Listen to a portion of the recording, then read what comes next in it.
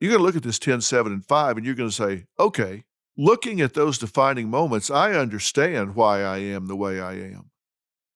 And I'm going to talk to you in a little bit about what you can do to change that. If you want to change it, maybe some of them you like, you want to keep. Some of them you want to change the influence they've had on you. But we have to know them in order to operate on them, in order to change the influence. If we want to change it, you first have to understand it. When you look at the 10 defining moments, you go, oh, now I understand the reason I am the way I am in social situations. Now I understand the reason I behave the way I do in my career. Now I understand why I act the way I do when I'm under stress, when I face a crisis, why I react the way I do when people give me compliments, whether I accept them gracefully and say thank you, or whether I go, oh, no, you just can't take a compliment. I want you to understand why you do the things you do in the different walks of life.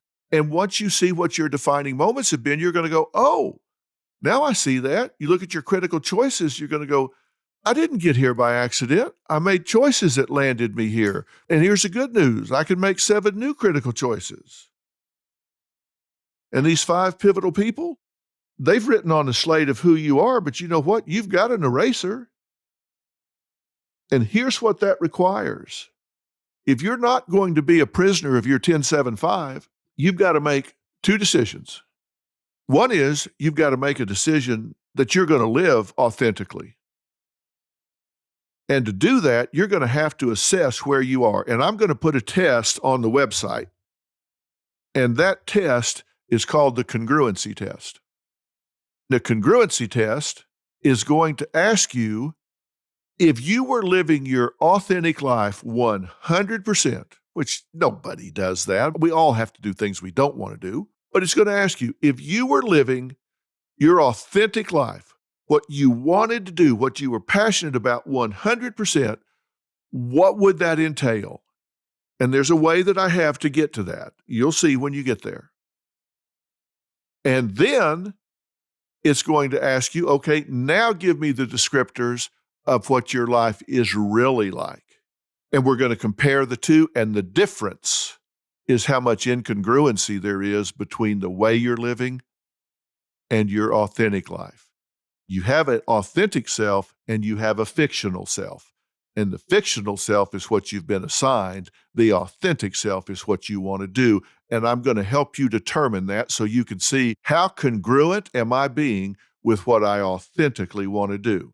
So I said you got to do 2 things. One is to figure out how authentically you're living. And here's the other. You got to be willing to get out of your comfort zone. You have to be willing to get out of your comfort zone. And everybody has a comfort zone. I've touched on this just very briefly before, but think about it. We tend to do that which makes us comfortable. And everybody has a comfort zone, a lifestyle that's comfortable for them. Largely, it's driven by income. We're very income stratified. If you get somebody that makes $100,000 a year, they live in neighborhoods where people that make $100,000 a year live. If they make $50,000 a year, they live in neighborhoods where people that make $50,000 a year live. They have friends that make $50,000 a year. They drive cars that people who make $50,000 a year drive. And you know what? They are targeted by the retail machine with ads for things that people who make $50,000 a year buy. Trust me, Kmart, Walmart, they don't send ads to the same people that Saks Fifth Avenue and Neiman Marcus send ads to. They don't. You may think that's fair or unfair. You may think that's stereotyping or whatever, but I'll promise you, if you don't think Neiman Marcus and Saks Fifth Avenue look at the zip codes they're sending ads to and look at the value of the homes and the demographics of the income, I promise you they do. They send different ads to different parts of the town. They just know what the buying patterns are. And you know what the number one thing is that keeps people in their comfort zone? You say, well, you just said they get comfortable. Well, the number one fear in all people is you're filling in the blank, failure. Really, it's rejection, which is just kind of synonymous with failure. Because think about this. If you go out into the world and you offer your skills, you offer your services, you open a business, you go for a job, and you're turned down, you fail, the world says, I don't want to buy your goods, I don't want your services, then they're rejecting you. They're saying, I don't want what you have to offer. And you say, well, I failed. Well, yeah, they've rejected you. They've said, I don't want your skill set. I don't want your abilities. I don't want what you have to offer. So you would think that that's the number one thing that keeps people in their comfort zone, but it's really not. Research tells us something different. Research tells us that what keeps people in their comfort zone is the pressure that if they reach out of their comfort zone and do better, that now they're expected to keep it up. Because remember what I said? People that make $50,000 a year have $50,000 a year friends, houses, cars, and buying patterns. And all of a sudden, they reach out of that comfort zone, they require more of themselves, and they make $75,000 a year. Now they're expected to wear different clothes, buy different cars, get a bigger house, maybe have different friends. And now their fear is, can I keep it up? Can I keep it up? So a big part of the comfort zone is not just the risk of failure when you reach out of the comfort zone. There's also fear of success. What if I do better? Now I got all the pressure to keep it up. So there's fear of success and there's fear of failure. What's keeping you in a comfort zone? I'll tell you, a bird sitting on a tree is never afraid the branch is going to break out from under them because they trust not the branch. They trust their wings to be able to fly away if the branch breaks. The bird never trusts the tree. The bird trusts their wings. They don't know anything about comfort zones because they're just birds. They know how to fly. So when you look at your 1075 and it tells you that's why you are where you are, then you've got to say, is that okay? Is that my authentic self, or am I being incongruent and I want more things? And it's not just about money.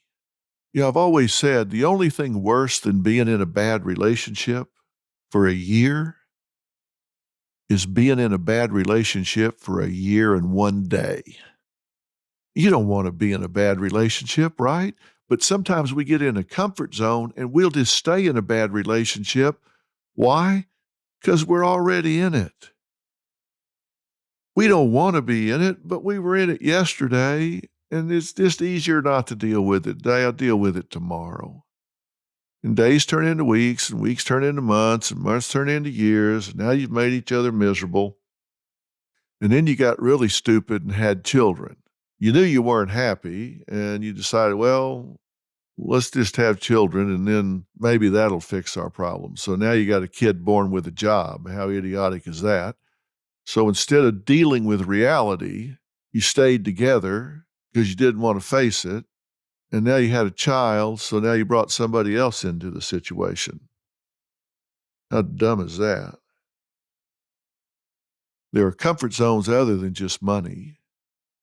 And to get out of your comfort zone, you've got to be honest with people about who you are, what you want, and how you expect to be treated. Standards only scare off people that are not meant for you. If you don't put standards up because you think, oh, they let me stay as long as I'm low maintenance, but if I start requiring things from people, they won't let me stay, then those people aren't meant for you. You get out of your comfort zone relationship-wise, one day you will meet the right person, and then suddenly your health will improve, closed doors will open, new relationships will blossom, goals will be reached, and prayers will be answered. Things will start to happen. because you're not in a comfort zone relationship-wise. The minute you realize your worth, you shift your energy to attract the people who respect your worth. But it starts with you first. You've got to get out of your comfort zone with you first. That's the most important relationship you'll ever have in your life. So if you're going to start reshaping things, once you realize what your 10-7-5 has done, who this has made you turn out to be, you'll never change it if you're not willing to get out of your comfort zone mentally, emotionally, physically, financially, relationship-wise. Even in your relationship with God, you've got to be willing to say, God, I'm willing to talk to you. I'm not going to say I'm so unworthy I won't even pray to you. You've got to be willing to say, God loves everybody, including me. I'm willing to put myself out there and say, God, I'm worthy of your time. I'm going to talk to you. I'm going to pray to you. So it's for your spiritual relationship and your worldly relationship. No one is ever too busy. You're just not important enough. If whoever you're with, they say, oh, they're just too busy. They're not too busy. You're just not important enough. And you have to acknowledge that. I tell you, one of the biggest mistakes I've ever made in my life is letting people stay in my life far longer than they deserve to because I was in the comfort zone relationship-wise. The challenge I'm putting in front of you is you need to learn the difference between what you're getting and what you deserve. Think about what I just said. You've got to learn the difference between what you're getting and what you deserve. And it all begins and ends in your mind.